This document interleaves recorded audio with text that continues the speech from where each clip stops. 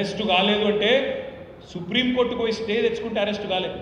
ఇలా దాన్ని పట్టుకొని కథలు సృష్టించి శిలువలు పలువలు చేసి లేనిది ఉన్నట్టు ఉన్నది లేనట్టు వాస్తవం ఏంది?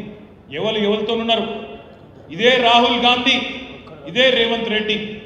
అదానీ అనట ఆయన ఏమేమని తిట్టిండ్రు, ఏమేమన్నారు అన్నాడు? అదానీ మోడీ ఒకటే, అదానీ వేరు ప్రధాని వేరు కాదు, ఇద్దరు ఒకటే.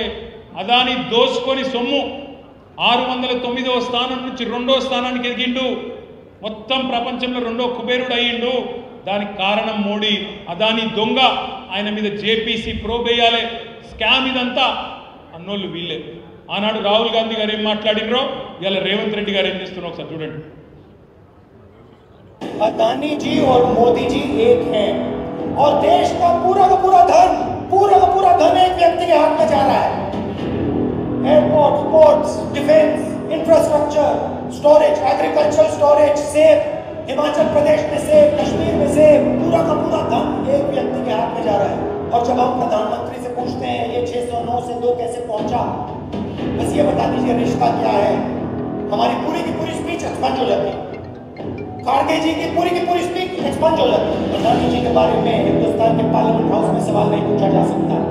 हम पूछेंगे, एक बार नहीं हजारों बार पूछेंगे, रुकेंगे नहीं जब तक सच्चाई नहीं निकलेगी। अदानी जी की सच्चाई नहीं निकलेगी तब तक हम नहीं रुकेंगे। రేవంత్ రెడ్డి గారు చెప్పింది అదాని మీద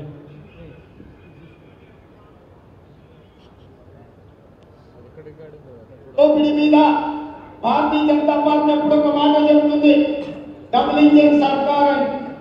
డబుల్ ఇంజిన్ సర్కార్ యొక్క అర్థం ఈడున్న మిత్రులకు తెలుసో తెలియదో నాకు తెలియదు కానీ నేను చెప్పదలుచుకున్నా.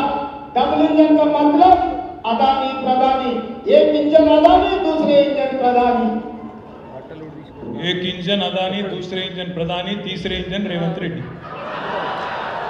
ఇక్కడనేమో వీళ్ళ నాయకుడేమో పొల్లు తిరుగుతాడు అదాని, రేవంత్ రెడ్డి గారేమో స్విట్జర్లాండ్ పోయి అదాని మీద వాడి కౌగిలించుకొని అలై బలై చేసుకొని అక్కడ చలి కొద్దిగా ఎక్కువ ఉంటుంది, కౌగిలించుకొని అక్కడనేమో ఒప్పందం చేసుకుంటారు. ఎవరితో ఉన్నారు, ఎవడు ఎవని బీ టీము నేను అడుగుతా ఉన్నా ఈరోజు. మీరు కాదా అదాని దొంగ? ఏది ఎలక్షన్కి ముందు, ఎలక్షన్ అయిపోగానే అదాని చాలా మంచివాడు, ఇంద్రుడు చంద్రుడు అందగాడు కాబట్టి అలై బలై చేసుకుంటాం. 10 ఏళ్ళు కేసీఆర్ ఇక్కడ ఉన్నప్పుడేమో అదాని అడుగు పెట్టనీయలేదు, ఎందుకంటే ఆయన మోడీ మనుషులు మనకు తెలుసు. మరి ఇవాళ ఏం జరుగుతుంది తెలంగాణలో? అదాని గారు అడుగు పెట్టడమే కాదు, రేపటి రోజున అవసరమైతే విద్యుత్ సంస్థలను, అన్ని సంస్థలను, ప్రభుత్వ సంస్థలను, ప్రభుత్వ కాంట్రాక్ట్లను అదానికి ఇవ్వడానికే రేవంత్ రెడ్డి గారు, రాహుల్ గాంధీ గారు ఒప్పందాలు కుదుర్చుకొని మొత్తం మన మైనారిటీ సోదరులను, మొత్తం తెలంగాణ ప్రజలను మోసం చేసే ప్రయత్నం చేస్తున్న మాట వాస్తవమా కాదా మీరు ఆలోచించాలని చెప్పి నేను కోరుతా ఉన్నా.